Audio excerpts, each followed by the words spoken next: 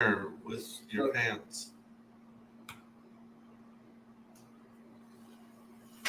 Hey kids, I think we're live. Did you share that with yourself? Hold on, I think I can go and see if we can actually hear each other. Yeah, let's see the microphone. Hey kids. Oh wow. I think we're live. Boom. Works well. Look at that little microphone. The little microphone that could. Where is this microphone? It's on the camera, bro. It's pretty awesome. All right, let's find X-ray vision, and I'm going to share it out. All right, share it out while I do the countdown.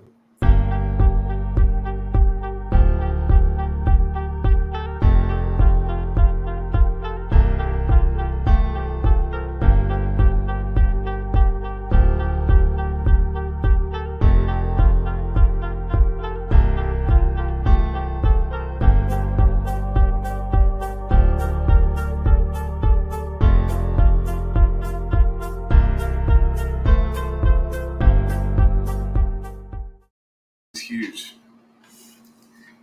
Hey kids, what are you doing today? What are you guys doing this fine Friday morning, afternoon, Who's evening? in chat? Old Red Squirrel. Red Squirrel from across the pond.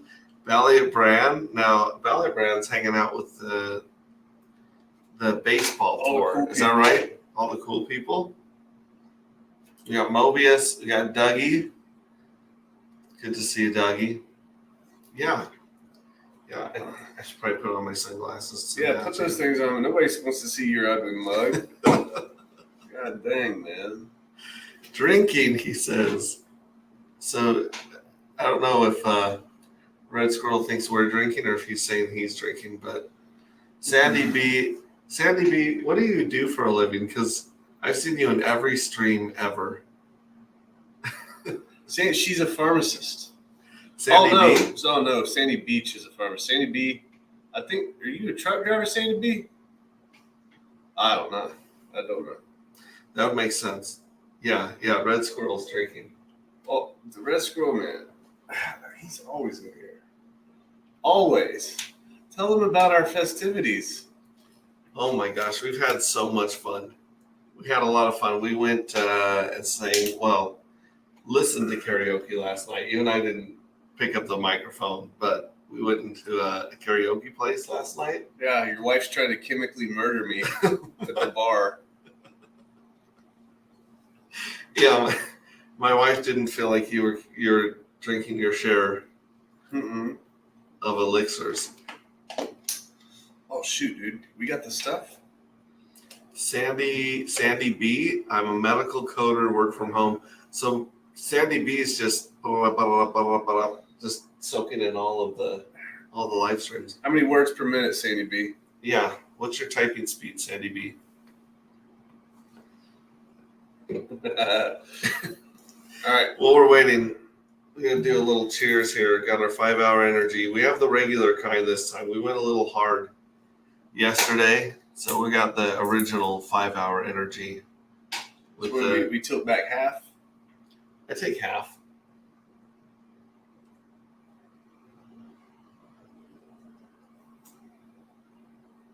Ugh. Oh, I love it. Somehow it tastes worse than the extra strength. It does. It's like let's just be honest. It doesn't taste normal or natural at all. It tastes like something it's like, I don't know, detergent. There's nothing in nature that'll ever taste like 5-hour energy. No. You see, there's Goose Inc. He's in the chat. I love that guy like a brother. Got Godfather J6. What's up? My fingers got 6-pack gains. Over 70. There we go. Over 70. That's fast. Over 70 what? Words a minute. Oh. I should try it out. I should see what it is. You should see what yours is. I have no idea.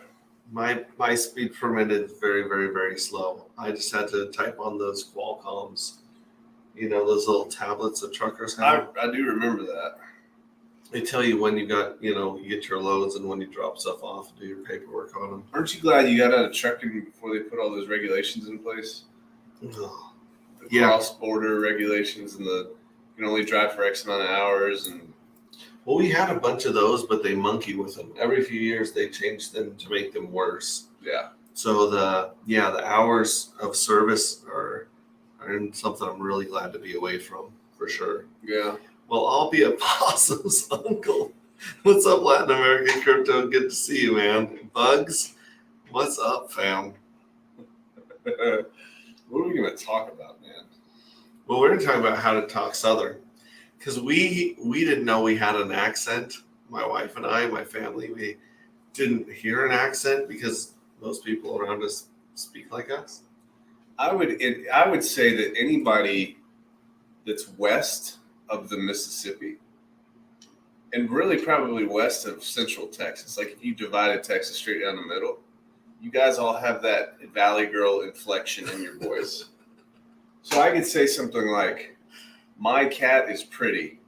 That sounds pretty normal, right? Right. But should I be my wife now? Yeah. My cat is pretty. We call it the scoop. Okay? It's that inflection. My cat is pretty. Pretty. Okay? Now, I don't have a scoop, do I? no, you don't have a scoop. I've not heard a scoop from you. Now, Southern people, my cat is pretty. Yeah. So our scoop, instead of, we also have, We just have a cat is drop. pretty. Yeah, we have a drop. We drop off. Y'all got a scoop. And then there's many different iterations. Like you find somebody from like Oregon, or you find somebody from Washington State. It's just weird up there too, man. Everybody, I don't know what happened out there, man. Well, Washington, New York definitely had really short, fast dialect. Like their accent up there was very quick. It was like blah blah blah blah blah blah blah blah blah. You're right. Like a machine gun, right? Yeah. And then we headed south, and things got way slower, and they just took their time with each word. It's so interesting. So my wife will cut people off because she's not patient enough to let them finish speaking Southern. So she'll be like, "Ba-da, ba-da, ba-da," and it sounds rude. Sounds rude. It sounds rude. I hope your wife doesn't listen to this. She doesn't watch this. Good, so I can talk about it. Mike Oxwall says, "Have you guys moved in together?" No, we're just, we're visiting. I was supposed to do this a month ago with their family, but I had to back out. So they very graciously brought all of his crotch goblins are here with us in my house, which is pretty nice. We did bring all 20 children with us. Yeah. Because when you live in Utah, you have 20 children. If you fall short of 20 children, you're a disappointment. You're not even trying. Here's the funny thing. Red Squirrel says, "I can't hear much difference between you two, LOL." That's funny because every time I talk to anyone from the UK, they can hear very clear distinctions between their dialects and their accents, and I can't. Right? They're like, "Oh, you're from Yorkshire." And it's like, "Oh, you guys sound like even Same. Dublin sounds the same as someone in the UK." Like, You got a nice little talent there. oh yeah, Mimicry. He's got a good little Scottish accent there, I think. I try on some accents now and then. Americans sometimes think us Londoners, Cockneys, talk like Aussies. No. I can clearly tell the difference between someone from Australia I can and too. England. They're totally different. Like Australia is like the southern version Except when they say of mate. England. Mate. Mate. I guess mate. Boy, mate. Yes, mate. Mate. Yes, mate. It's all the same, right? Yeah, the thing that kills me about when I watch movies from the UK is they end every sentence with isn't it, or in it, in it, and the sentence isn't a question, but they end it with the question in it. Like, "Oh, that's some tasty toast, isn't it?" It's like, no, it's okay. Why are you just told me it was tasty, and then you asked me if it was tasty in the same sentence? What's going on? All All right, I'm gonna hop in here. Romanian Dan says no Hexrays in the front, sharing is caring. See, here he goes. Briss is so chilly right now. Where is Briss? We should send the link to Briss. Briz, man. Briss, if you can hear us, if you can see our bat signal. Ian says hello Hexen family, and Jerry Rafferty. Did someone say Scotland? Did someone say Scotland? Did somebody say Scotland? Scotland. Good day, mate is Aussie. Sandy Beats. In it is London. Archie S says in it is don't you think? Yeah, and I figured that out. The place I saw it first was An Idiot Abroad with Ricky Gervais and the bald guy that plays Carl from that one Ricky Gervais show. But it took me a while to do that. I watched this is where I learned everything I know about London and Jamaica. It was from the show Top Boy on Netflix. So Top Boy is about some Jamaican drug dealers that go back and forth between Jamaica and London. Most of it takes place in London. But it's really a big problem because I would put it on subtitles because you had Jamaican slang, you had London slang, you had two accents, and then you had drug slang on top of that. So there would be a sentence that you would have to research on the internet for about 20 minutes, and you'll never guess it was just about drugs. That's it. Yeah, so you just assumed everything they said was about drugs. Jerry Rafter says Top Boy is class, and I think that means he likes it. Bug says purdy. I agree. I liked Top Boy quite a bit. The end of, I'm not going to spoil, but the end of the very last season blew my mind. I was like, what is going on? So I'll definitely be catching that up. And that's where the in it comes from, is Jamaican proxy Cockney cross.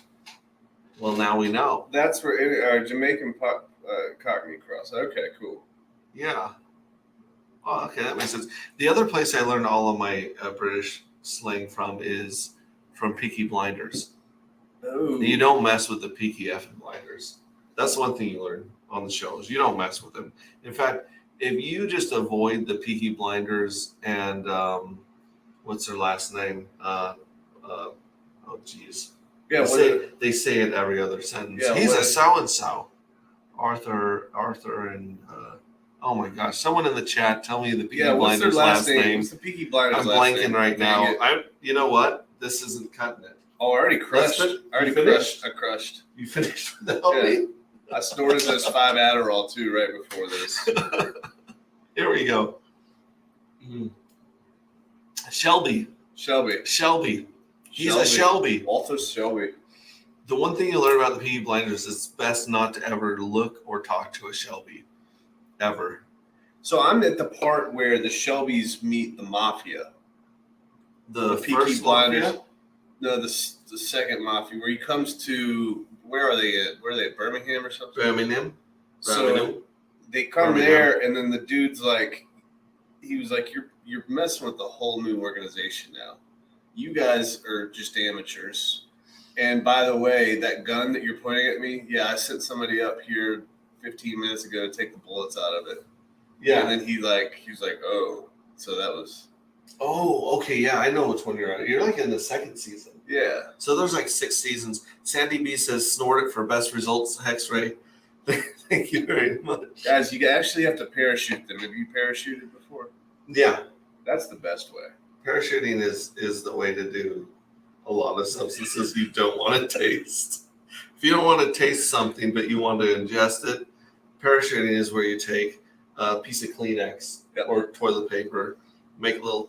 But you split the ply, so it's the thinnest ply. Yeah, so then you make a little parachute, and then you eat it, and that helps you from tasting something you don't want to taste. Probably vitamin C. That's really what I'm going to go with on this, is it's just really bitter vitamin C that you would do that with. I'm checking chat here. Sandy B snorted. Birmingham, UK is a strong accent. Red Squirrel. Ooh, All right, let's check this out. So Red Squirrel, we have Poker Twidak. What's up? 5555. What's up, Hexagon? You know, the fact that you have 5555 in your name, that makes me want to. That's going to get you a rent right there. So you were the only Dude, you wrench. can't just give wrenches out like that, man. Everyone here, if I recognize you more than once, like Jerry Rafferty, you get a wrench, buddy. You get a wrench, and then Romanian Dan, you know what? I recognize you more than once. Boom, we're in. You're in. Wrenches for Bugs. I saw Bugs on your stream. He gets a wrench. Dougie, Rags teach you how to shoot yesterday. Look at that. These guys are active. They're all getting wrenches. I like to put as many wrenches as possible. How in the world is Ancient Earthways not a wrench? Dude, you're worse than the Fed. You're inflating wrenches out of control. The M2 wrench supply, it's just skyrocketing. Well, if you don't put the wrenches on the books and no one knows how many wrenches there are out there, you can pretend that they're still valuable. Mm-hmm. That's the trick. In Ancient Earthways, the fact that maybe you just came in on your other account, but you now have a wrench. That's a crying shame that Ancient Earthways didn't have a wrench already. Dude, he's like, look at you, man. All right, look how happy they are. Dude, yeah, but it's fake. It's artificial stimulus. I've learned from watching politicians that you can buy votes and you can buy love. And my currency is wrenches. That's why when you don't give me a wrench, it hurts so much. I tried I bribe this guy with 5 hour energies in person, and I don't have a wrench. RagsToRiches. Here's actually, I think I'm going to update my YouTube strategy, the strategy videos that I have, to include a nice heaping helping of 5 hour energy, because it really does bring confidence, and you get talkative. Yeah, it helps a lot. Am I right in that, or what's up? Oprah Hex-Ray, that's me. Oprah. You get a wrench. You get a wrench. You get a wrench. Wrenches for everybody. Red Squirrel. Yeah, where's my wrench, Rags? Hang on. Oh, Rags. Sorry, I was like, I gave you a wrench. He's asking you where his wrench is. Hey, look at that comment by Mr. Rafferty, Red Squirrel. He says, "Wow, I had to put my time in for a year for Rags to grace me with the wrench." Guys, we've got 12 wrenches in my channel. That's it. You know what? Because it's important. Red Squirrel. I mean, but I'll tell you this, man. Red Squirrel shows up. Does he show up for you? Yeah, Red Squirrel's always in my channel. He's always oriented up, man. He comes to my porch streams. Red Squirrel, I might take you into consideration, but here's the issue. You need at least 3 votes from existing wrench holders to get into the club. So you're having them vote the wrench holders yes. in. See, and Wes Brandt, you got a wrench now. Listen, the great thing about having 100 people with wrenches in your chat is that as soon as like sexy hot pick dates for locals comes up in your chat, everyone is just dying to shoot. It's like, remember when you went to the shooting range in the military? Yeah. And God forbid a deer ran out into the range. That thing, GG. People were so ready.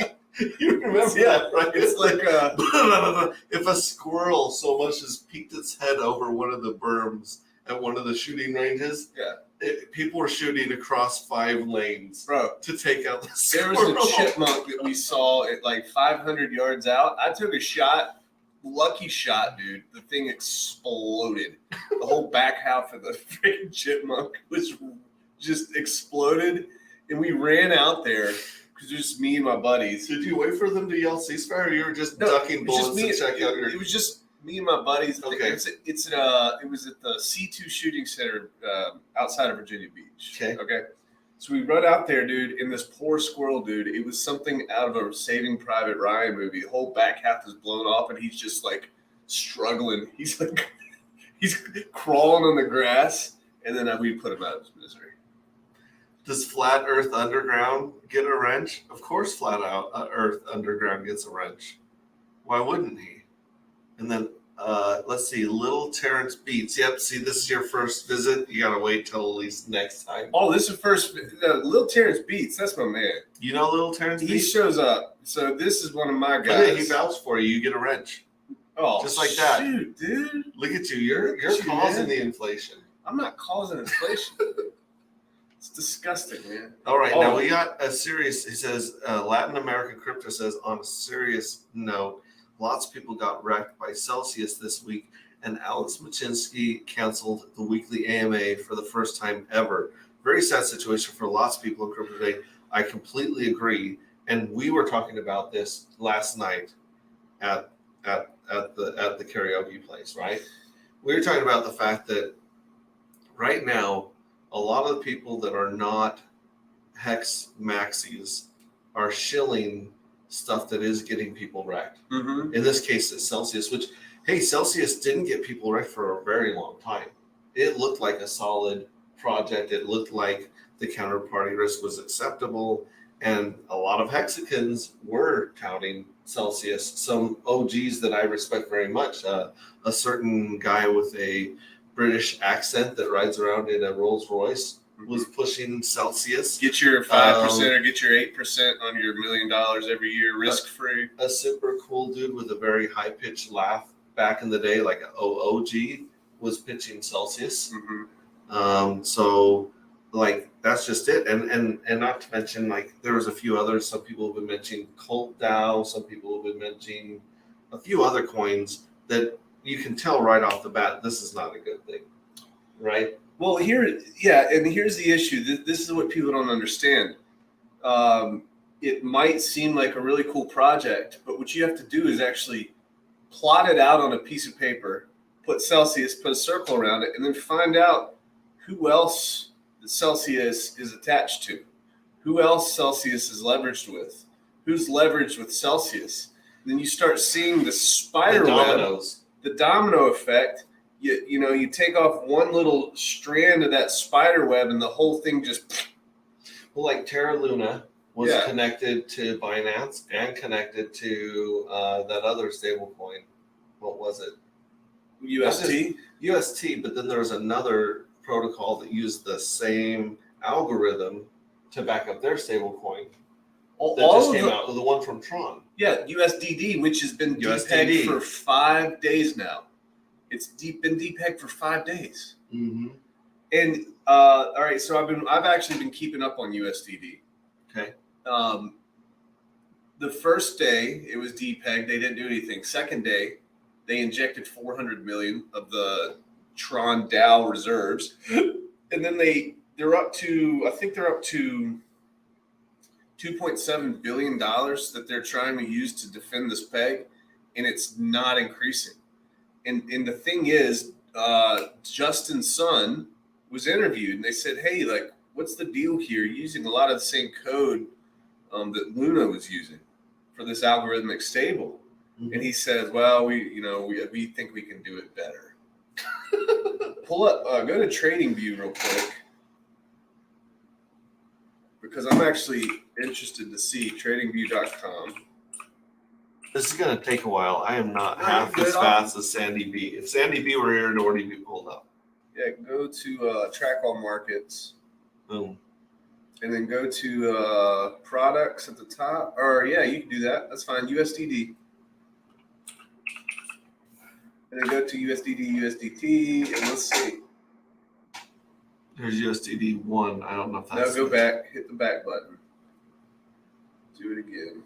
Mother McGregory. Here we go. Now don't press enter until I tell you to. Right, I get so excited that I get to use Rag's computer. Go to USDD Tether. Yeah. Boom.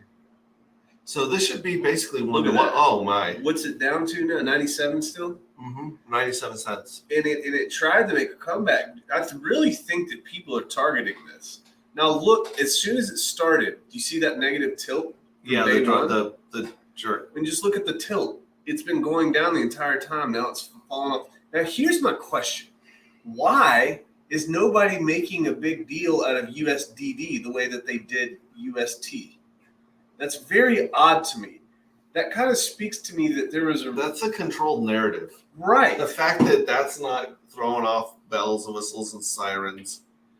So here it is. You've got this stable coin that's about to fall off the face of the planet. They have not been able to restore the peg for 4 or 5 days now. Billions of dollars have been injected to try to defend the peg, and it's still not working. But you don't see it on any of the major sites. And it's like, was the Luna thing coordinated? was the Luna thing coordinated, which is why it got so much media attention. Mm-hmm. Where people paid to put these articles out and to create this FUD, to scare people, to create that negative windfall. Well, yeah. Yes. I believe it was all intentional. I believe a lot of the stuff is orchestrated. I believe that some of the other more troubling stuff that's happened in our nation very recently was orchestrated and planned. If you go back and watch a couple of things I'm not going to get into on my channel, I'm going to I have this theory that Rags is trying to get me on the same government watch lists that he's on, because he brings up a lot of subjects that I'm not even going to touch. I think that when we get rounded up and put in concentration camps, he doesn't want to be alone. He's going to need a smuggle buddy, someone to sneak chocolates and cigarettes into the we got to run our own. He's not going to stop being an entrepreneur just because he's in a concentration camp. And he's going to need a business partner he can trust. So I think he's actively trying to get me on the same government watch list that he's on. This is crazy. Hit the likes if you guys would. We only have 33 people in here, and chat's crazy. You guys are very active in chat. You got a lot to say. Romanian Dan. Come on, guys. Alex lost his voice. It makes sense to cancel a meeting. It'll be fine. He said so on Twitter, Ella. Laughing my ass off. That's funny. That's true. What's up, gentlemen? Hey, Bobby Haxelrod. Nice tan, Rags. I think he's being facetious. Oh, yeah. Your leg, I can see where your bone is in your shin. Shots fired. Love it. What's up, Bobby? Look at that big-ass leg. Dude, that looks like it could feed a family for a week. Dude, I got some tree trunks. That's for damn sure. Far Out Alien says, can you guys talk about Johnny Depp Amber Heard trial? I don't know what you guys are talking about with all this trading view talk. Oh, that is funny. Celsius bait and switched my uni was supposed to earn 12%. When I sent it there, it changed to 7%. So I sent it to my MetaMask and swapped it for Hex. Thanks, RH. That's good. Good for you, man. Red Squirrel. And why is everyone silent on LUSD? So LUSD is the new one, right? That's like 2.0. We fixed it. Well, I went to their governance website and I saw the voting. I didn't know that they actually set the stable back up. I didn't realize that. You thought they just reset Luna? Yeah, because it had all the projects on it. That's what I thought. Sandy B says sanitize after using Rags' keyboard X-ray. There might be some merit to that statement. RTS says they got their narrative. Quick shill. I would never trust a keyboard from a man who spits on his cat. What? Listen. You met my cats. I did. Your cats are crazy as hell. Yeah. They're wild. His cats, if they were any bigger, they would kill his whole family. They're literally waiting for their opportunity for Rags and his family to let their guard down. They are wild. Well, it's because I feed them raw meat too. They're carnivores as well. They are carnivores. They're healthy. You know what you're made of, right? What am I? Carbon? Meat. You're made of meat. Me? Yeah, if your cats are carnivores, they're just waiting to eat you. We already know that if a cat, that's the difference between a cat and a dog. Right. Is that if the dog was bigger than you, he would still listen to you and love you. As long as you fed him, right? They like the food.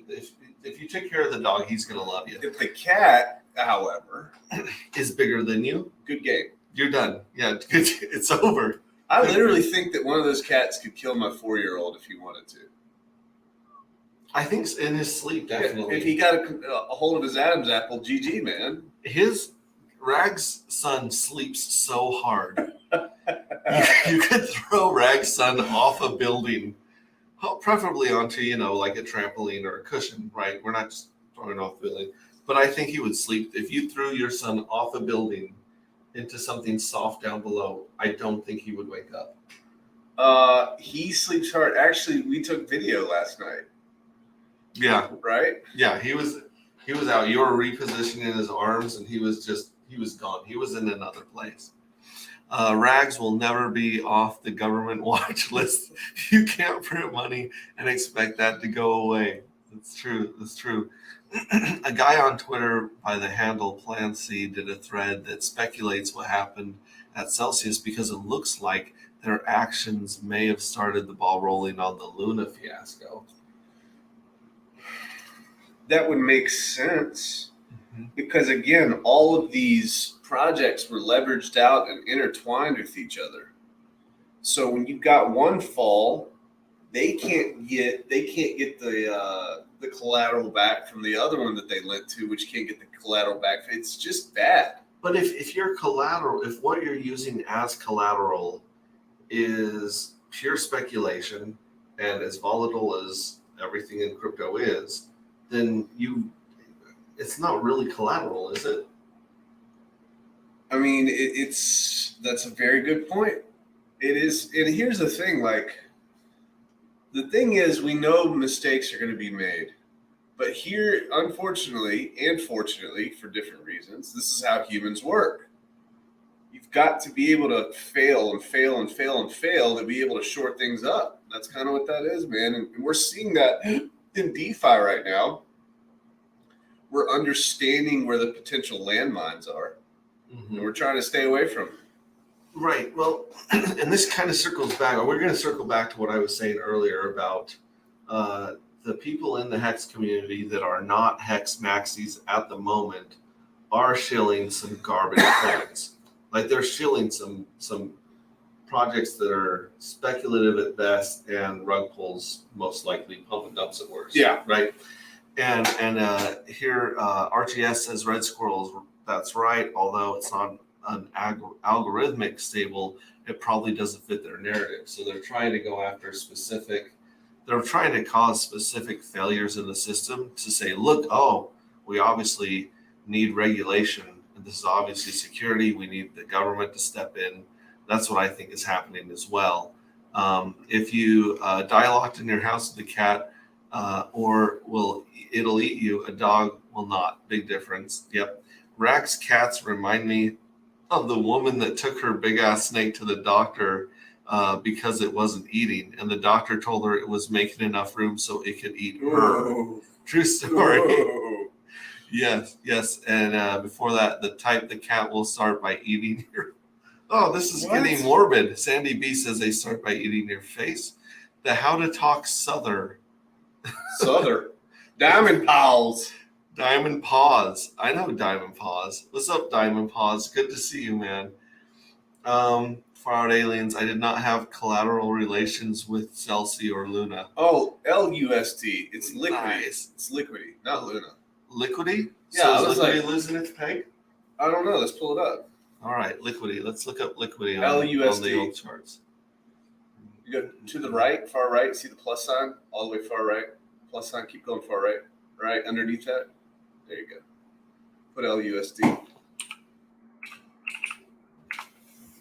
Okay, LUSD. Got him. What just happened? I think you got to Google. Just use your Google account and you can sign in. Just hit Google there, bottom. There you go. Yeah. Do I use mine? Want to use yours? Holy Moses. Hang on, let's just go back here to this one to go back. Roger Dodger. Guess you can't use that tool. I want to have all of my accounts signed in here when I leave. So these Liquidity is fine at Hell's Peg. I think TradingView is selling our information. What do you think? Oh, 1,000,000%. I think everyone is selling your information. LUSD US dollar. There we go. Boom. All right. That's doing it. It's climbing. So Liquidity's. What's the lowest it's been? This is the daily. Let me get into. No, that's a daily chart right there. So put your. Why is it only going back that far to April? It's just because this exchange didn't list it before then. Okay. Go. Take your cursor and go over that. Yeah. Pull down. Click and pull down. What's the lowest level that? 98, 97 cents. See, and so yeah, look what he's So doing. this one isn't tilted down. It's kind of tilted up. Well, that's what you want to see. You'd much rather see things pushing up. Now they're going to sell off to get back down to the bottom.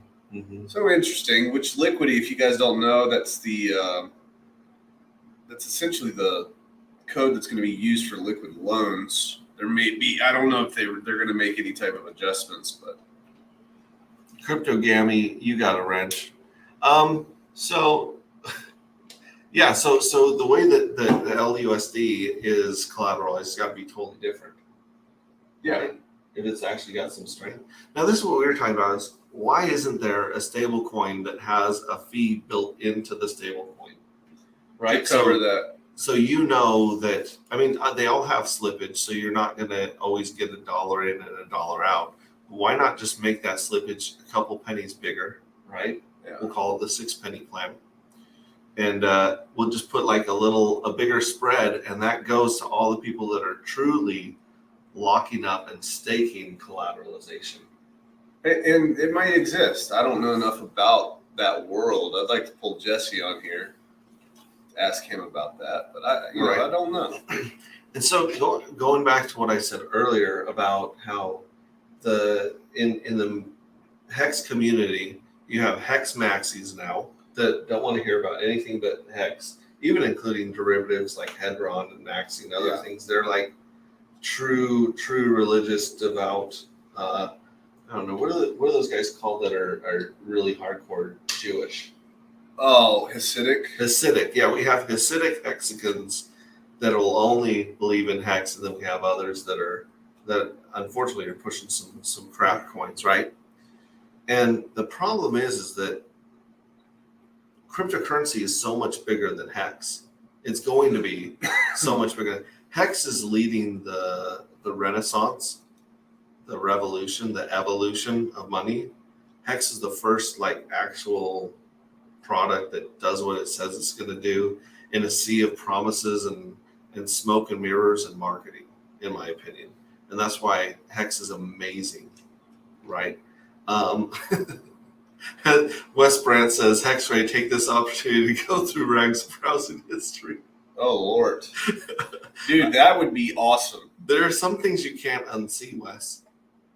I would actually, I guarantee you that if I ran for president one day and they just pulled my browsing history, I would be locked up on an island for the rest of my life.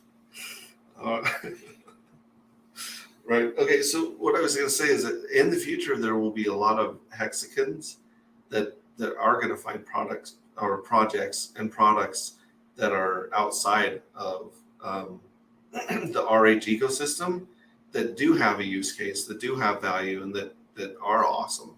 You know, it's almost like this is the beginning of the internet, and we have Amazon.com. And right now, all the hexicans are saying everything has to be on Amazon. The same way that all the Bitcoin maxis said everything had to be on Bitcoin, right? Like it just didn't make sense to put things on Bitcoin, and it doesn't make sense to put everything on Hex, right? Now, Pulse is going to be a layer one network. We put a ton of stuff on the network, right?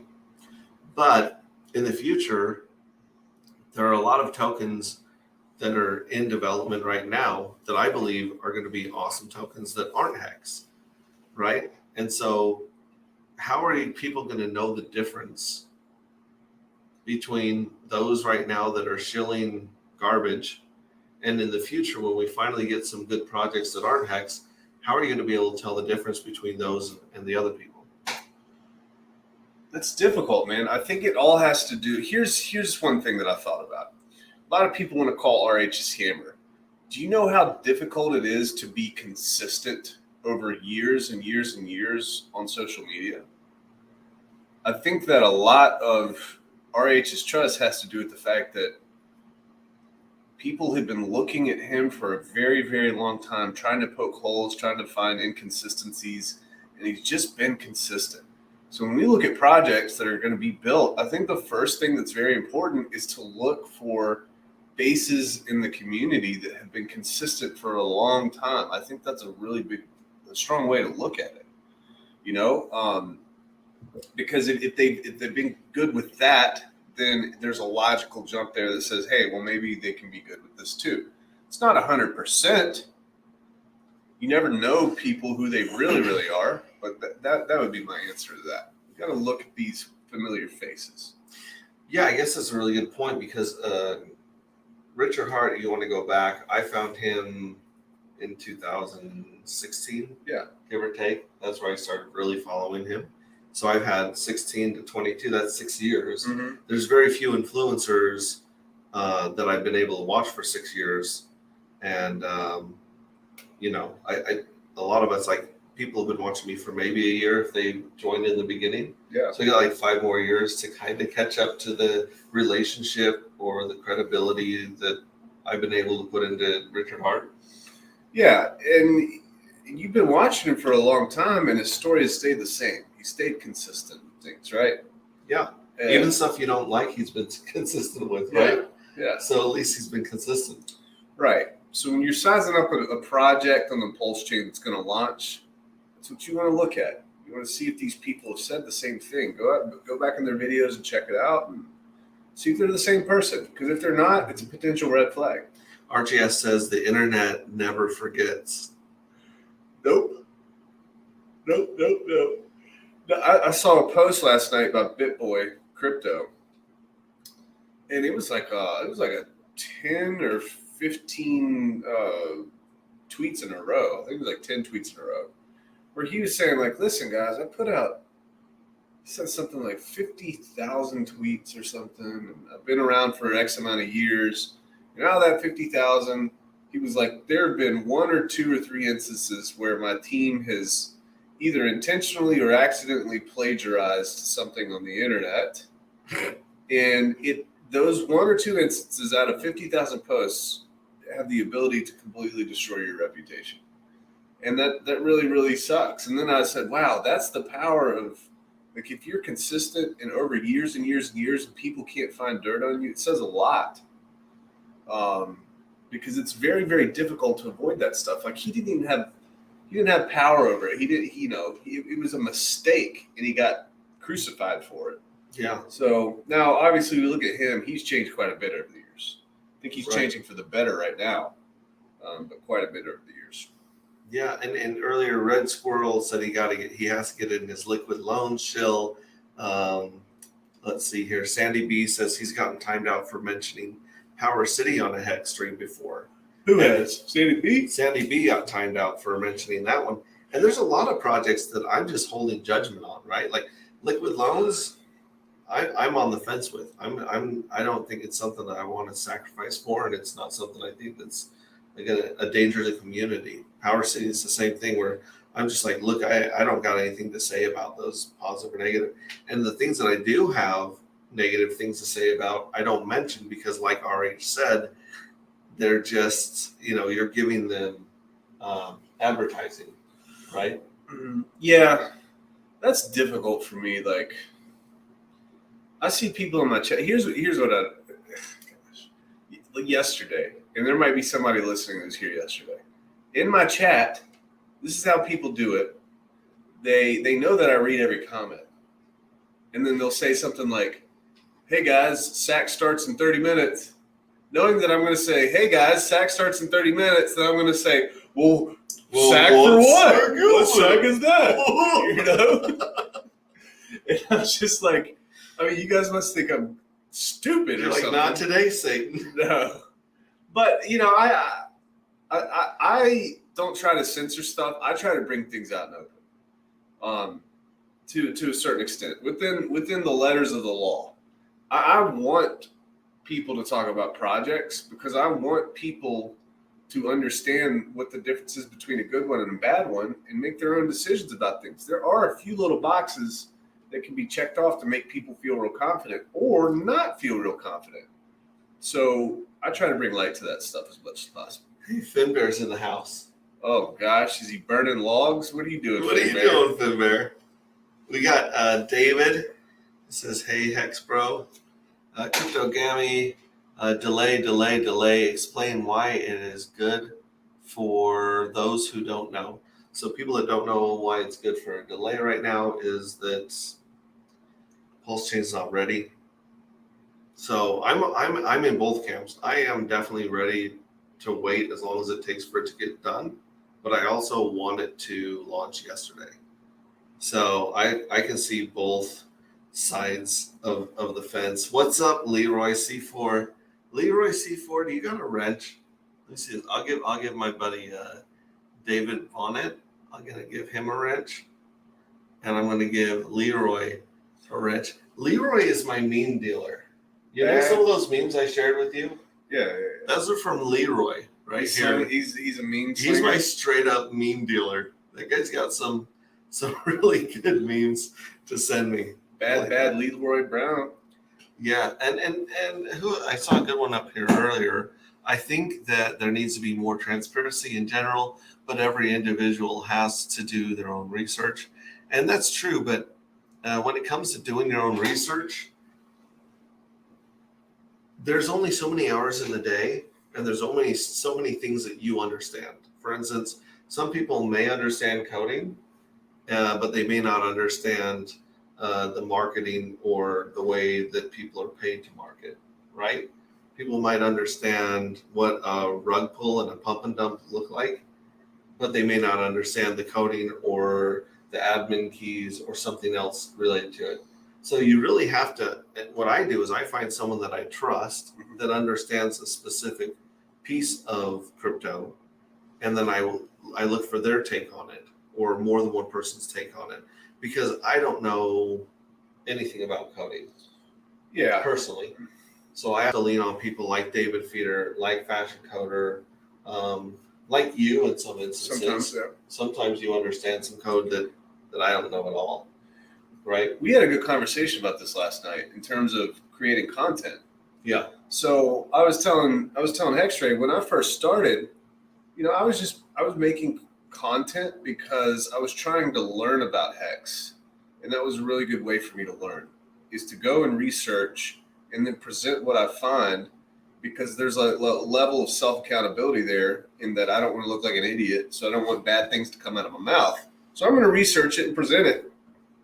And my channel absolutely blew up really, really fast, because that type of content is content that people really, really like. There's no doubt about it. The technical stuff, in the Hopium videos, that stuff. But I pivoted away from that because that's not what kind of turned me on as a content creator. The things that I've always liked in life are like the bigger view here. I like the way that politics intermingles with crypto, intermingles with geopolitical stuff. So I started making content based on that. And that's the type of content that I can make for decades and decades and not get bored with. Yeah, you're interested enough in that subject to keep digging and sharing and digging and sharing. Whereas the straight up like technical, the homework, it feels like homework, right? Yeah. Like when you're in school, it feels like homework digging through the technical stuff where you're happy to share it and do it, but it's not something that's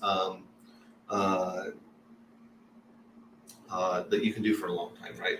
Yeah. And you're going to get burnt out on that one. Right. And it's sustainable. It's not sustainability. And also it kind of, there's a little piece of that trickles back to authenticity too.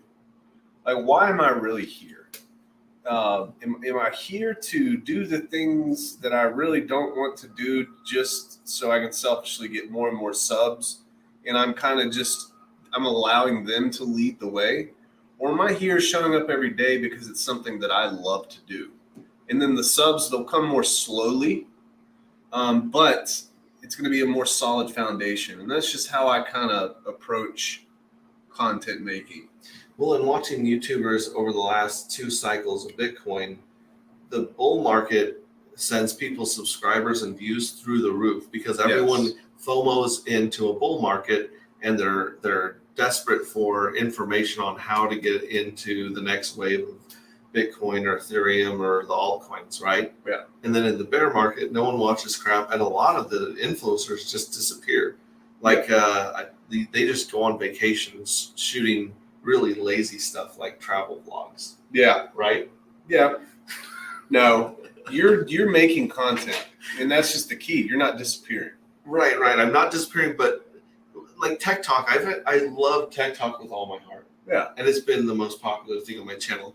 But there's nothing to talk about right now, technical wise, that people are not covering right now in their, like K4K, cryptographics, crypto coffee. You guys are still churning out a lot of really relevant technical information, but there's not enough to do a full-blown Q&A.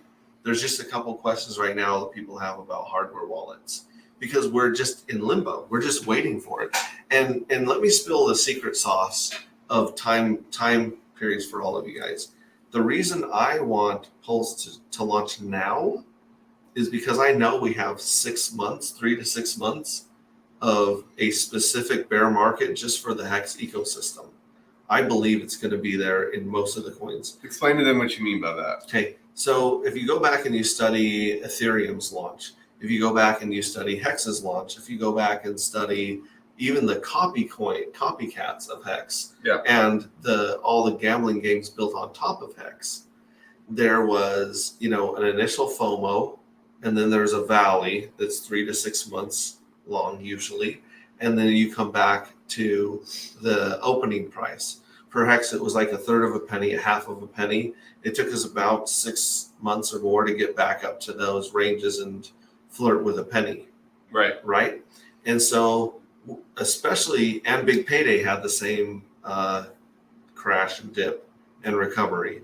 And so, when you double the supply of all the ERC20 tokens and you hand out all of the Pulse and PulseX that people have sacrificed for, like people sacrificed way more than they should have, because they were hoping, like I was hoping, that we were going to get Pulse chain in 60 days.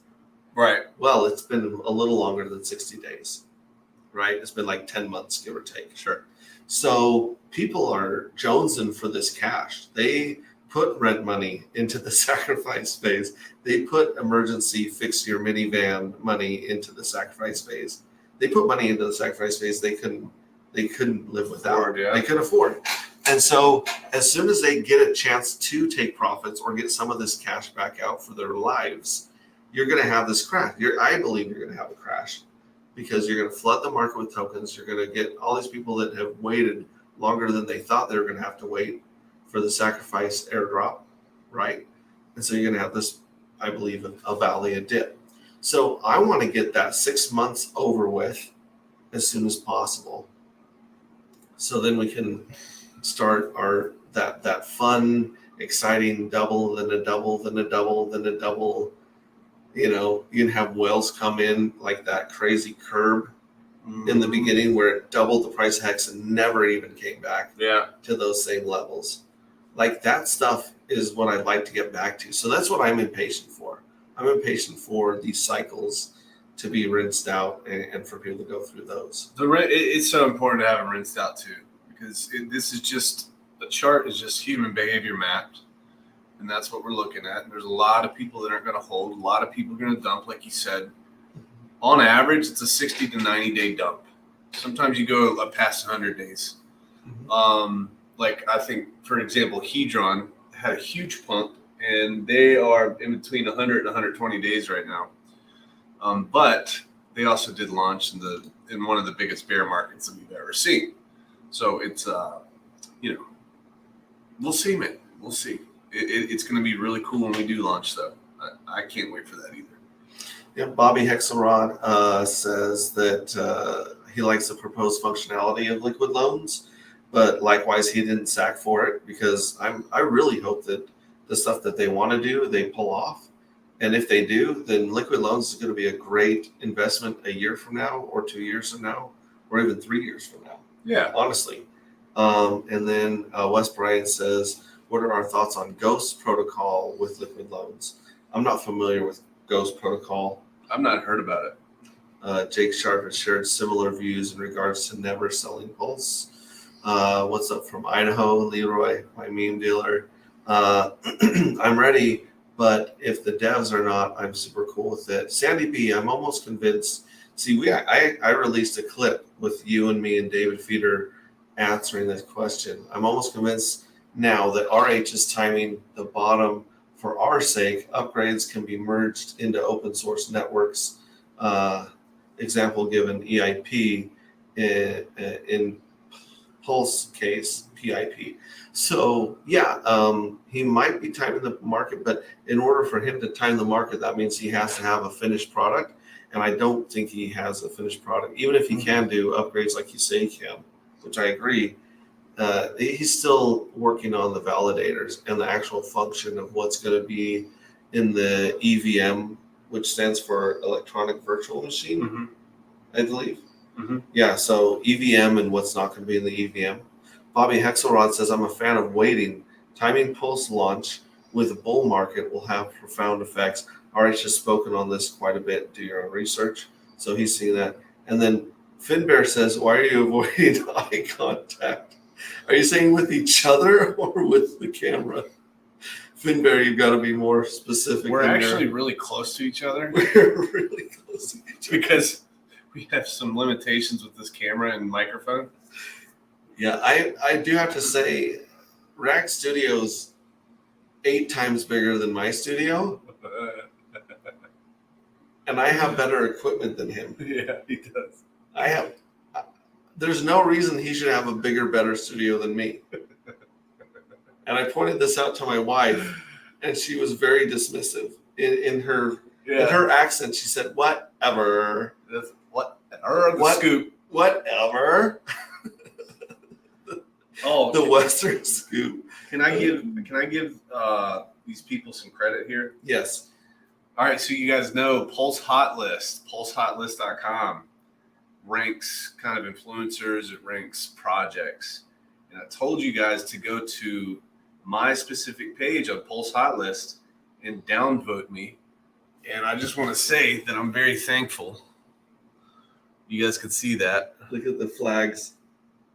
80 flags. 80 red flags for RagsToRiches. Thank you guys so much. That's awesome. Oh, I just want to make it onto that list so that I can sabotage myself like you. I think you are, bro. The fact that you sabotage yourself on that list goes to show how much credence you put into it.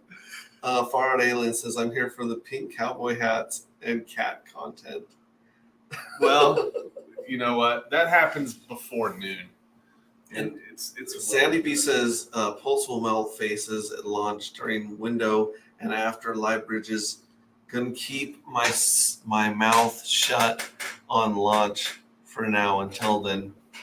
Keep that mouth shut. Mouth is southern for mouth. Mouth. See, he's going along with this stream. The theme of the stream today. I have a question that I'm going to ask people. I've heard a lot of people saying they're having problems with Coinbase lately. A lot of KYC BS and a lot of hoops to jump through. It's normal. My question is that going in or coming out? Because I use Coinbase to exit the market. I do not use Coinbase to enter the market. So if you guys that have had problems could let me know, is it putting money into crypto where they're giving you the grief, or is it taking money out of crypto? Let me know, because I might have to set up some alternative exchanges. Well, during bear markets, when people are struggling to get out of it, this type of stuff happens. It's happened every single time. Mm-hmm. And it doesn't matter if it's Coinbase or Binance or anything. Yeah. Sandy B says my mama was from Arkansas. Arkansas? Cryptogamy says that. And then Sandy B says working on or optimizing. And that's a good question. Are the devs working on Pulse Chain or are they optimizing it? And my understanding is they're still working on the validators. I think which they've got to have running. I think they're completely recoding portions. Mm-hmm. And I think it's going to be a while. I think I've been telling people, like, go and expect maybe another 6 months, 3 to 6 months, probably 6.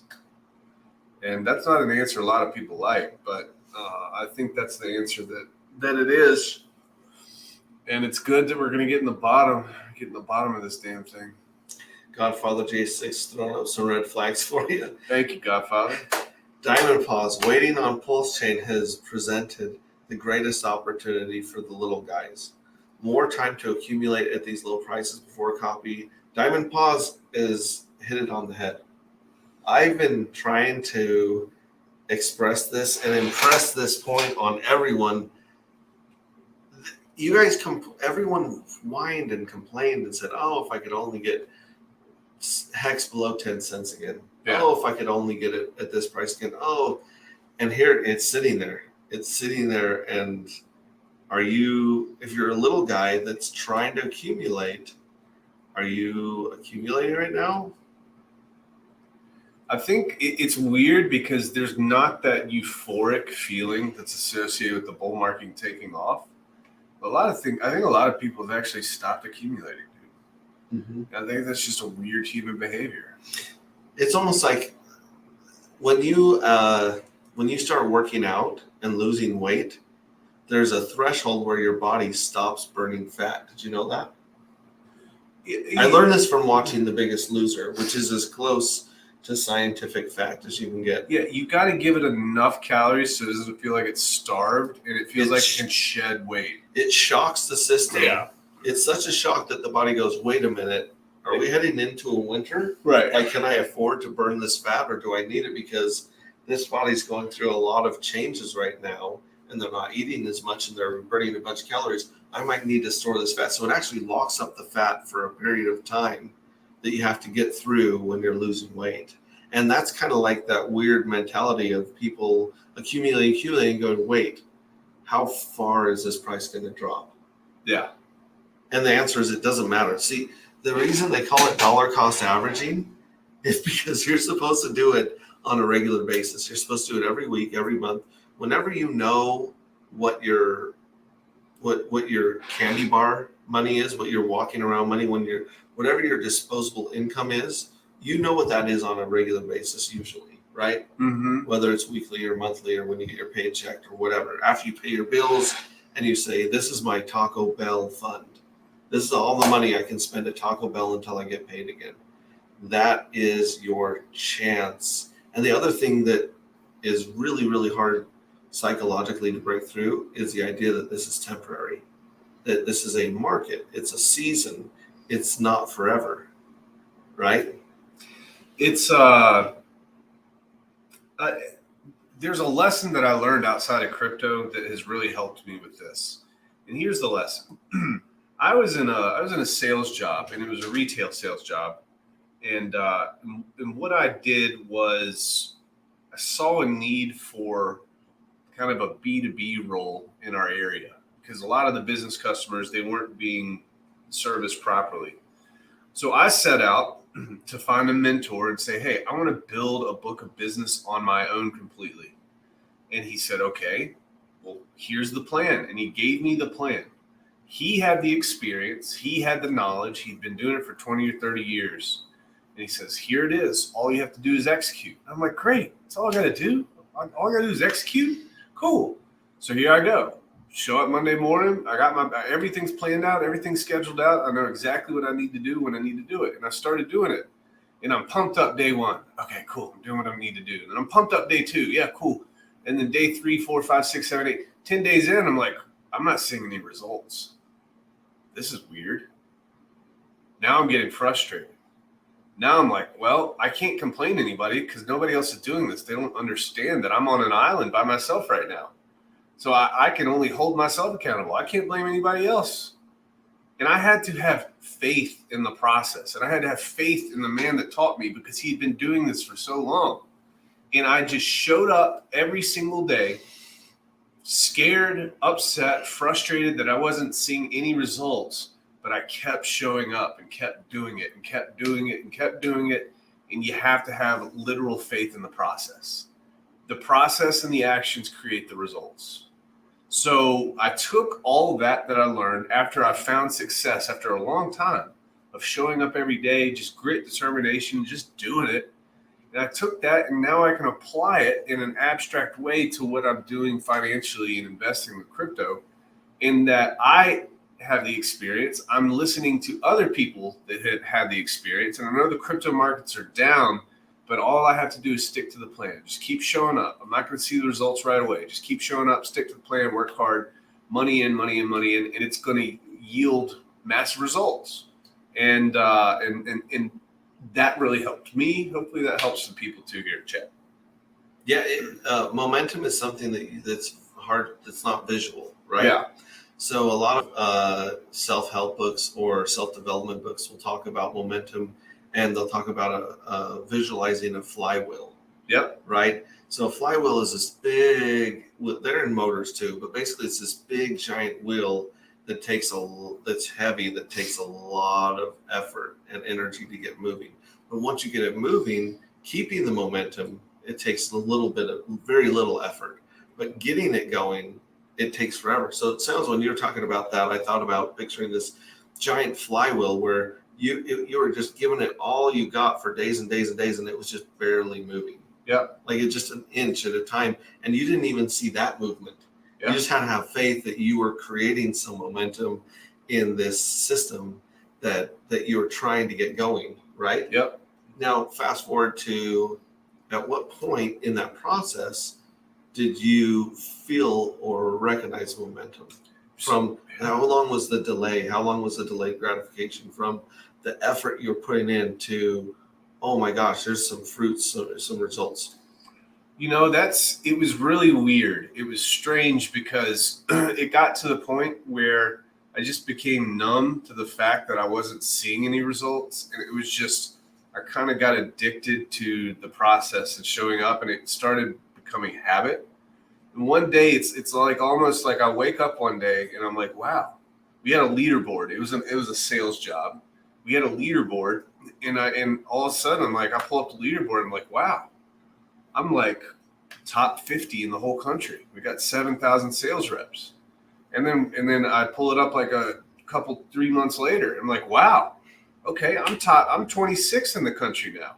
And all I'm doing is exactly what they told me to do. And I go to this guy, I'm like, man, I want to be number one. I want to be top 5. What do I need to do? And you know what he told me? He said, just wake up an hour earlier every day. And I said, what? He said, wake up an hour earlier. And he mathematically showed me that the amount of time that I'm waking up and putting into this thing is yielding me these results. And if I added an extra 10 or 15% every day, that would push me over the top of everybody else. So how do I translate that into this? It's like, do you want average results? Do you want big results? Above average results? Maybe you need to pick up a second job. Maybe you need to take that money. You might want to put more money into it. Maybe you need to go mow those lawns. Maybe you need to do Uber, DoorDash, Instacart. Maybe you need to find a way right now to maximize what's going to happen in the future. So for me, to answer your question, it's like I just kind of woke up one day and I said, wow, I'm here. How did I get here? It wasn't something that just like clicked. It was like, okay, I'm where I want to be now. That was crazy. That was a crazy experience, but it took a long time. And it takes an extraordinary amount of faith to commit to something like that. Because like you're saying, there's 2 ways to reach financial independence if you're not born with money and you don't have any connections. The number one is increase what you make, and the other is decrease what you spend. And The easiest thing to do and the fastest thing to do is decrease what you spend, because there are some limits into how much money you can make, especially in the beginning, the first week, first month, first year. There's only so many hours in a day. There's only so much, that at that time, right? So it's the hack, the shortcut to having enough money to invest into whatever it is, in this case, crypto, is to look at your budget, write down everything you spend in a week or a month. And no matter what you think you know about your finances, you'll be surprised. Mm-hmm. You'll look at that and go, oh, I thought I was spending more, or holy crap, I'm spending this much. Like things like Starbucks sneak up on people, or subscriptions for stuff like Spotify, Hulu, Netflix. They all add up, and people don't see that number in one, like together. They just see a little bit here, a little bit there. So if you actually look at your finances and you say, this is the tough part, it's because no one wants to deprive themselves, right? Nobody wants to go on a diet. Nobody wants to give up their Starbucks or their ad-free Spotify. Mm-hmm. So you have to, honestly, convince yourself that it's temporary, mm-hmm. right? So you have to say, for the next 3 months, I'm going to listen to commercials when I listen to Spotify or YouTube, or I'm only just going to watch free stuff off of YouTube. I'm not going to watch Netflix or Hulu. And you have to really sit down and have a negotiation with yourself on what you're willing to go through and for how long you're willing to go through it.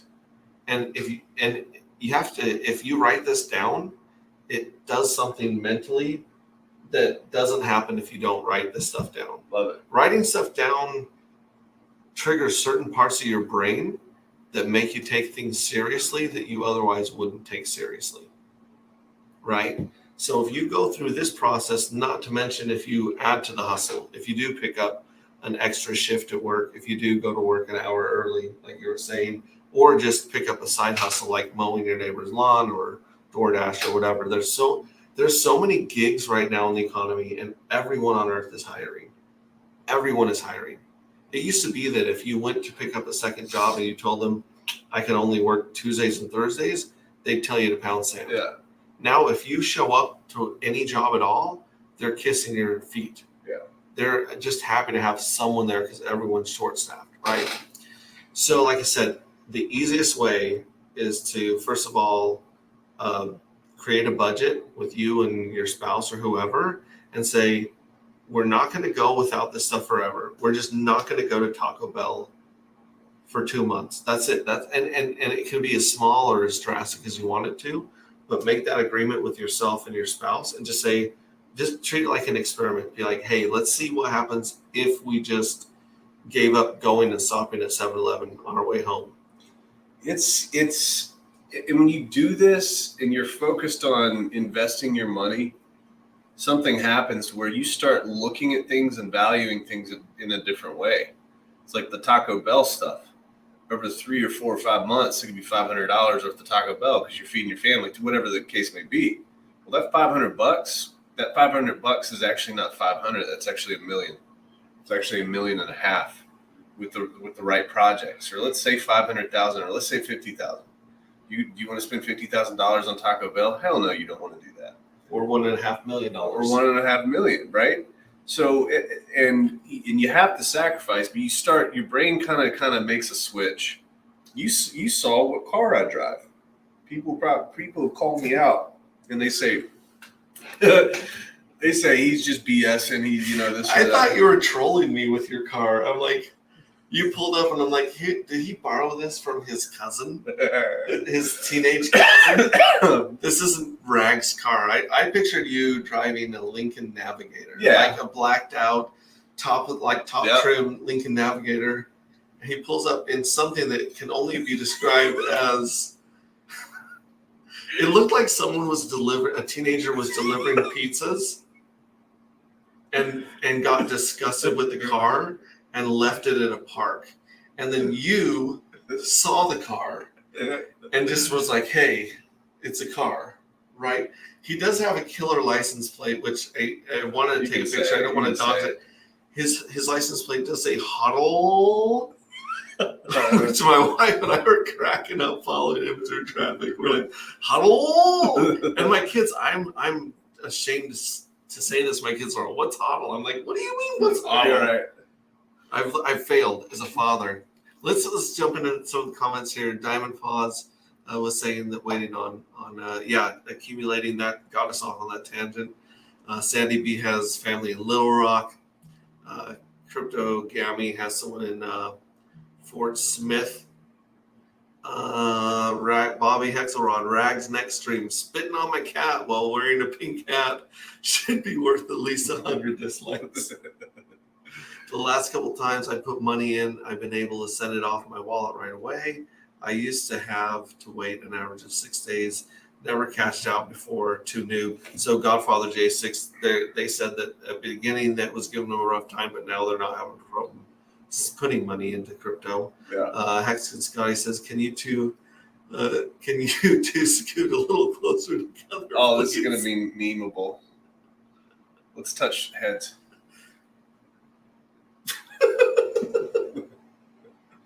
We do it for the tubes. Oh, Bobby spits on cat.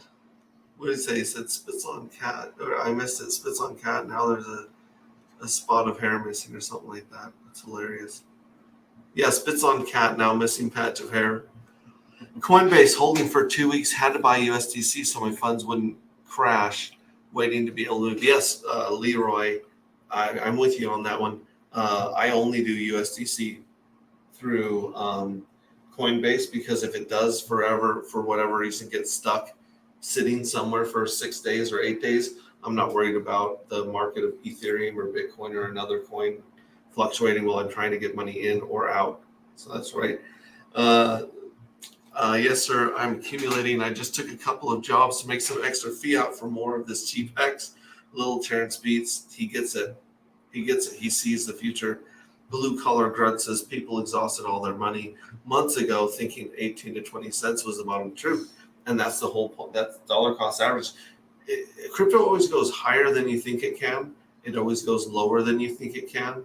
And it always stays lower longer than you think it can. Mm-hmm. Right? What's the old saying is markets can remain irrational longer than you can remain solvent. Correct. It's shorter than that. I made it longer, but it's basically saying markets can control you longer than you think they can. And that's why that average, like saying, instead of saying, I'm going to buy this much at this price, which is a good, that's not a bad thing to do. But if you just say, okay, I'm going to put this much in over the course of this many weeks or months, you're probably going to get a better price overall. Mm-hmm. Yokiro Taco Bell.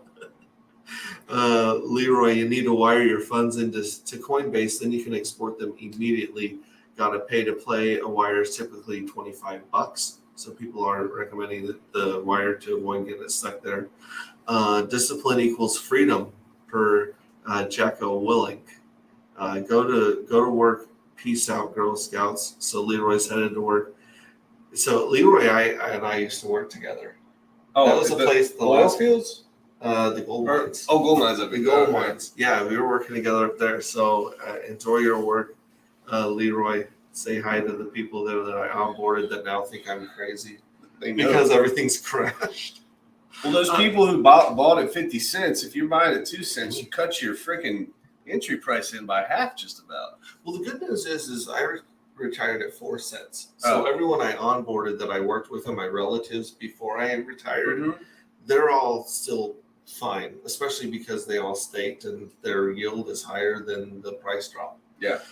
They may have put some more in at 40 or 50 cents. And in that case, they're going to have to wait it out, unfortunately. But that's the whole point of crypto is can you outweigh the market and can you monetize time? Mm-hmm. Right?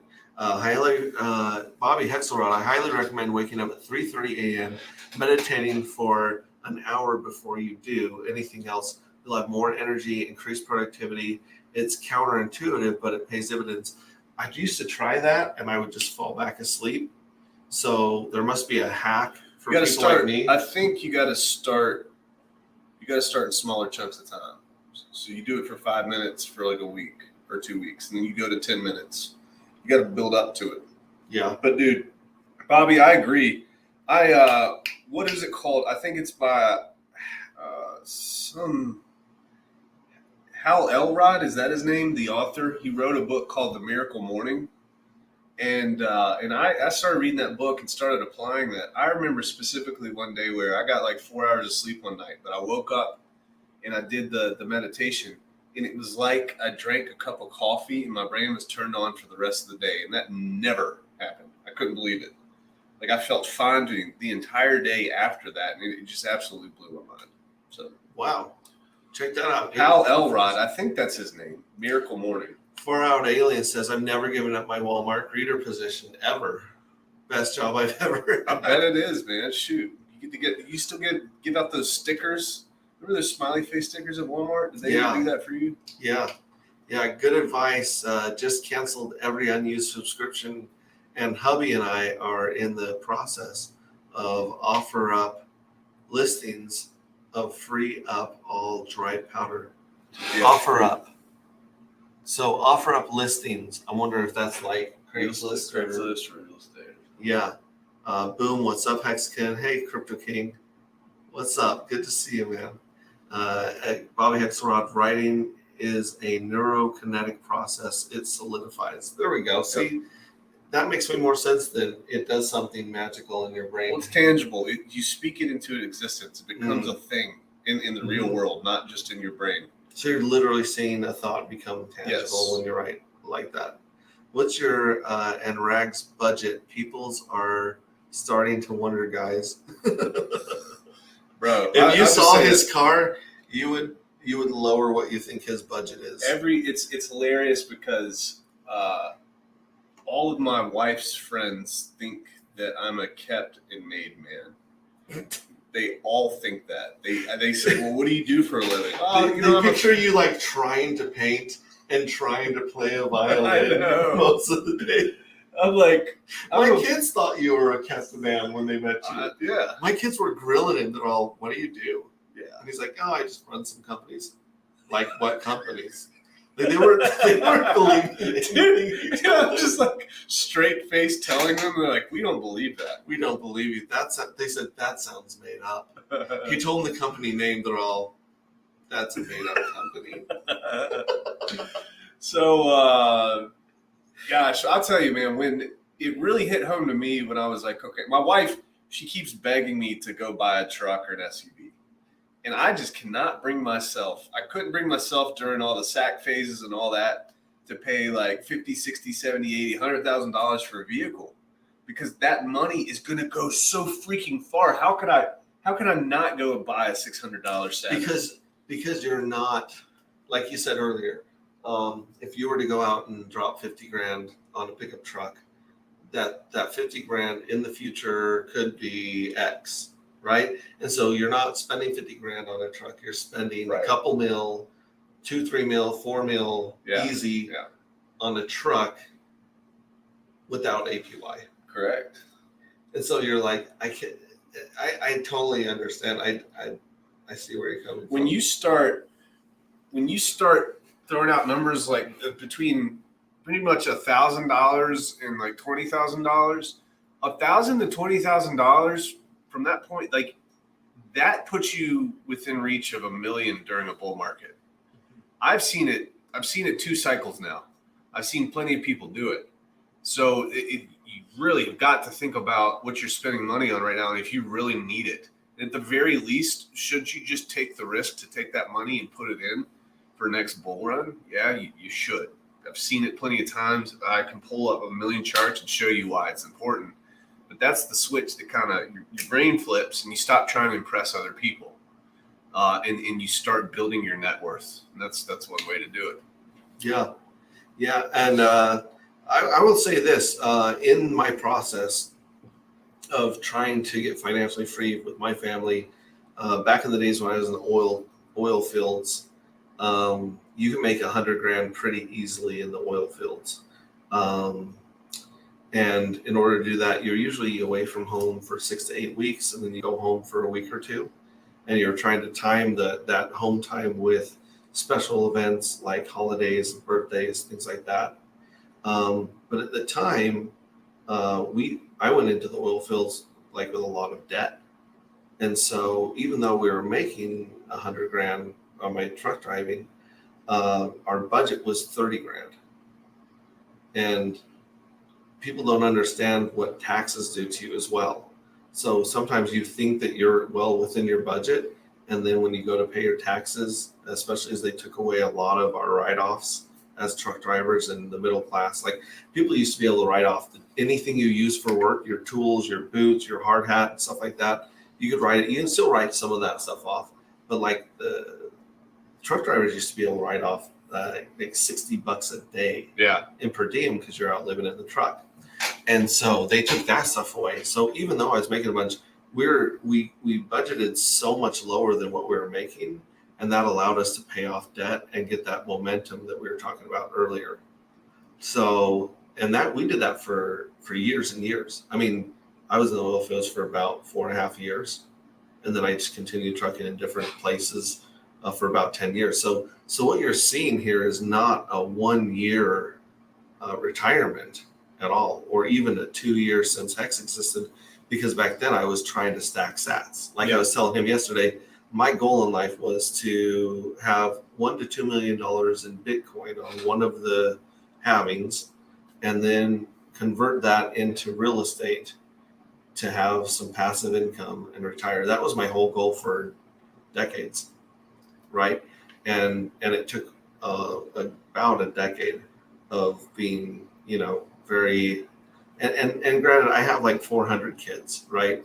So this isn't the same as a couple or a single person. They can do it much faster than I could because I was, paying for a village. But at the same time, it was that much more difficult for me to budget than it is a lot of people. I'm only having one. That's it. He has one kid. And that's it. I think you should have at least two. Um, It's so weird to have one kid to me coming from Utah. If you have one kid, people think that you just kidnapped him, that you're not even trying. Except he looks like me. He's a dead ass clone of you. A dead ass clone. If he looked any more like you, it would creep us out. We wouldn't be able to look at him. My man. All right, so knowledge everywhere, good humor, laugh my ass off. Taco Bell is seriously high-level brain food. Maybe cut it back half the month. I like that. Best way to get money into crypto is to direct deposit your paycheck into your exchange. That might help a lot of people. Definitely. Crypto USDC. Sloth, what's up? What's up? Let's touch heads. That was so natural. This isn't going to work out. They touch heads before meeting each other's parents. Sloth, what's up? What's up, Squirrel? Cryptogamy, you nailed it on the head with budgeting well below with what you're making. I have a trucking business, and you are correct about the per diem hex ray. Yep, West Brand knows what's up. And then 23 properties. A lot of us had the same goal in the beginning, possibly. Mm-hmm. Yeah, we were all looking at real estate. And then Hexelrod says, here's the rub. Once your wife gets pregnant, now she has muscle memory. Nobody's pull-out game is that good unless you're snipped. Number 2 will happen, Rags. Oh, he's cursing you with more offspring. Dude, Bobby Hexelrod, man. He freaking cracks me up. He's a bad dude, man. He's a bad. Oh my gosh, dude, we've been going for an hour and a half. This feels like 20 minutes. I know. I could spit and talk about the stuff forever. Here's what's cool. So I was talking about this. You were talking about this yesterday. Like this in the room type thing, face to face. It's actually pretty cool. It's much easier. It's way better. We do understand why Joe Rogan does 2 screens, because people are really freaked out after COVID of seeing human beings almost touch each other. Yeah. We might have broken the internet with our head touch. That was natural. So I understand the split screens, but in the same room, it's different than electronic. Yeah. It's cool. It is cool. And it's you feed off each other a little bit better, and there's inflections and body language. And yeah, I can hear you a lot better now than when I'm by myself in my studio, and I'm still listening to you, but this way it's so much easier to get, like you said, the inflection and the vibe. Yeah. The energy is easy to pick up here. I feel much more comfortable too, talking, chatting, all that stuff. I can spend eternity with you. You were going to say it X-ray. I can spend eternity with you. No, I gotta say, I had the best time in a long time hanging out with you and your wife last night. Like me, my wife, your wife. It was great. Like I didn't want the night to end. I'm gonna say it. I didn't want the night to end. Oh my gosh, we're just hanging out. Some crazy personalities in that vehicle, man. Goodness gracious. It was a lot of fun. And I got to say, I love hanging out with Hexkins. Speaking of hanging out with Hexkins, I mean, I don't really know what's going to go on with Pulsecon without Pulse going, but I mean, it is an excellent excuse to get together with the Hexkins in Vegas. What I'd like to do, and what we've actually talked about with some other people, is getting together some it's like they're Hex Meetups, but they're not Hex-based. Like, for instance, right now they have the group that's doing the baseball game tour. Yeah. Right. Like just being together with Hexicans is worth it without having to have something else going on. Right. Like maybe a festival in the middle of a field somewhere. Maybe a festival. I'm going to be going to some festivals. I would love to see any of you guys at these festivals if you can make it. But yeah, that's what we're talking about. Is doing some more fun stuff in the future as Hexicans. And this is probably going to be 2023, maybe 2024. But we want to put together a Hex cruise on the East Coast. Whew. So we'd be leaving out of Puerto Rico, or Jamaica, and doing one of the island tours down there to all the St. Thomas, St. Kitts, St. Croix, Saint.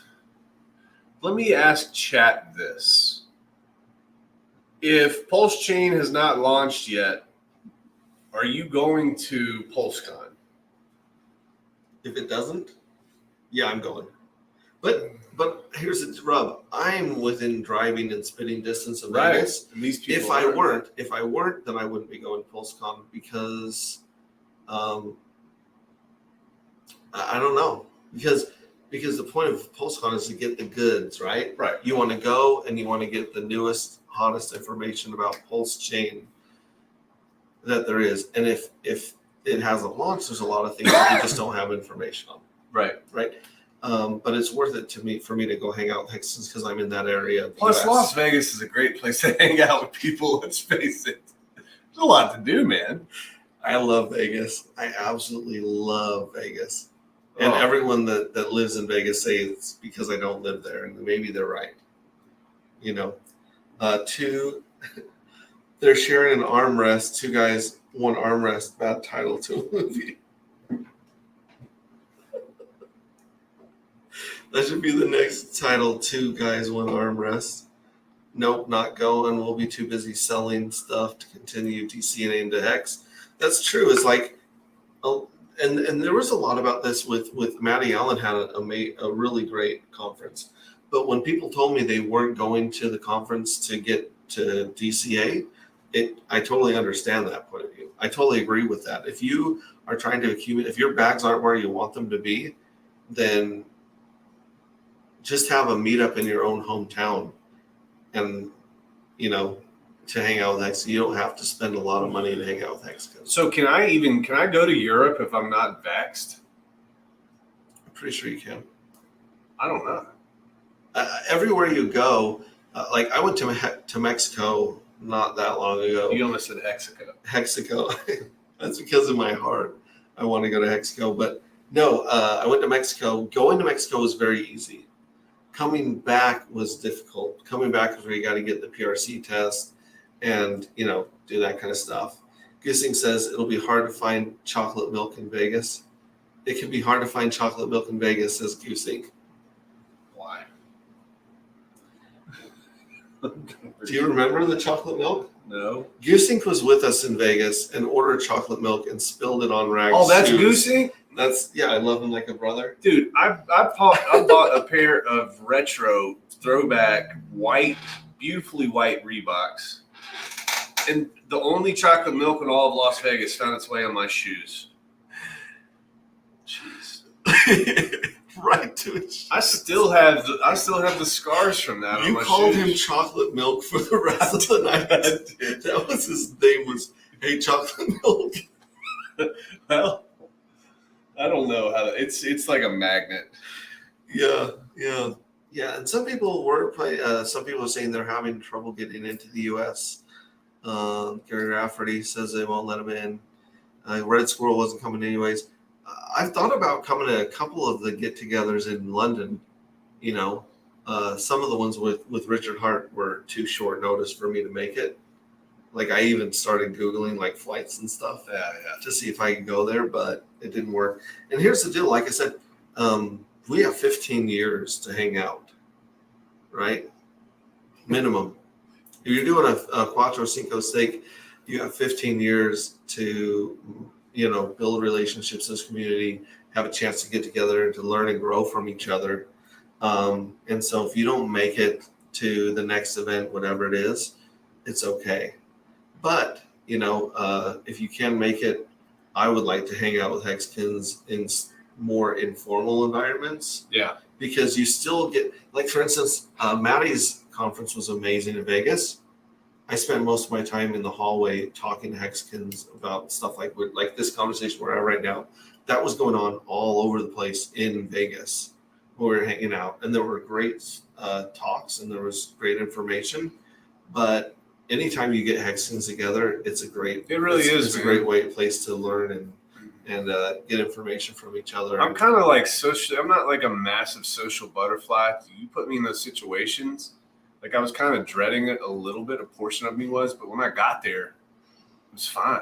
Like everybody, it was nice to see everybody and chat with people and put names to faces and all that stuff too. Well, dude, it is. What are we at? Hour 30. So let's have a raunchy sense of humor. I was a general contractor for 27 years, says Gammy. And then Gary says, yeah, you need a negative PRC test to fly to Europe, depending on where you go. Goose Inc., I think June 12th, they stopped taking tests to get back into the U.S. so you can go back and forth freely. Now I'm pretty sure. It'd be nice to meet you, X-Ray, in London. If I'm here, hopefully restriction will be gone.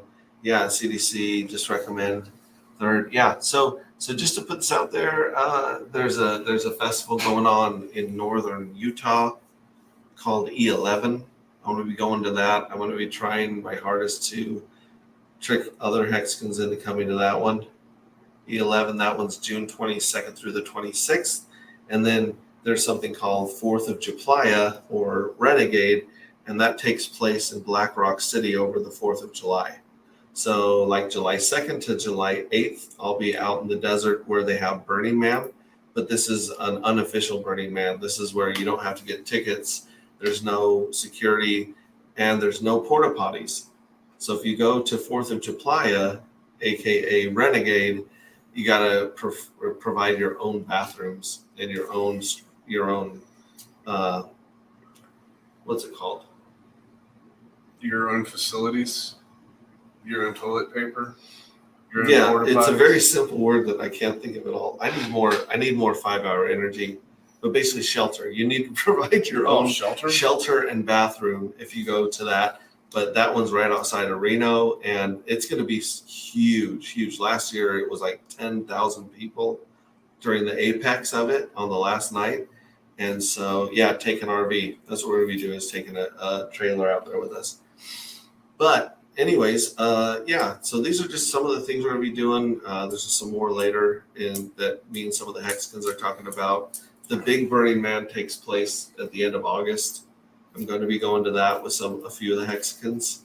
So, yeah, I love any chance it is to get together with Hexkins. So, and in the meantime, we'll also be here with you guys online. Thank God for the internet, right? Yeah. Thank God for the internet, right? In it. Twin it. In it. BYOB. The Dude wipes. Yeah, wet wipes and a shovel. They're so hippie out there at Black Rock that they shame people for peeing on the salt flats. So it's kind of like a pack it in, pack it out kind of thing. They're very environmental out there. Rags would love it. It would be a target-rich environment for me. Steal their supplies. Awesome. Well, we're out. We're gonna go on a boat. Yeah, we're gonna go boat. Let's go get on a boat. Maybe we'll stream from the boat. I'm gonna take my private keys out on this boat ride, and if they fall overboard, that's the chance you take when you go out on a boat, that's right? Gonna be a rich lake. You could lose your private keys. Yeah. On a boat. So, ladies and gentlemen, boys and girls from all over the world, this is Hex Vision's channel. What do you got to say, buddy? I missed Sherry's song. Real quick before we go, I got to give a shout out to the contest winners. I promoted the contest for the Hex postcards this last week or the last couple of weeks, and the winners have been announced. So we have 1, 2, and 3. First place actually ended up winning a little more than $400. Second place won a little more than $200. Last place or third place won a little over $100. And so if you guys want to see the designs that are available to download and print and do direct marketing campaign, then go to t.me/Hex postcards. And let me see, I have it on my email here really quick. Actually, let me pull up on my phone and announce the winners to everyone because they did a great job, an amazing job. To Telegram. Here we go. Postcards, Hex. Oh, and if you want to meet up with Hexcons, go to t.me/Hex Meetups, because there's a good Hex Meetups Telegram channel as well that you can go into. Let's see if I can pull this up really quick. Also, there is a... You can go to the top and hit search postcards. Already got it. There it is. Okay, so the winners of the Hex postcards, number 1 was OX John. Number 2 was Hex Kif, K-I-F. And then third place was Kax, K-A-X Designs.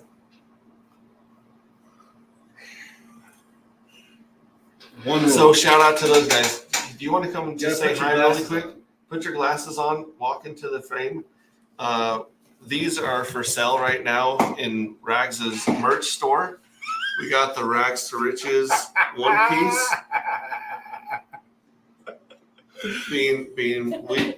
We paid a professional model to come in. Look at this, forehead to forehead. It's the new Hex greeting.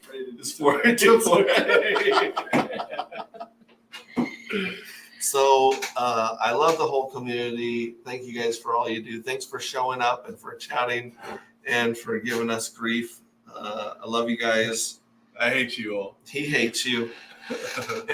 And we will see you on the next chance I get to live stream.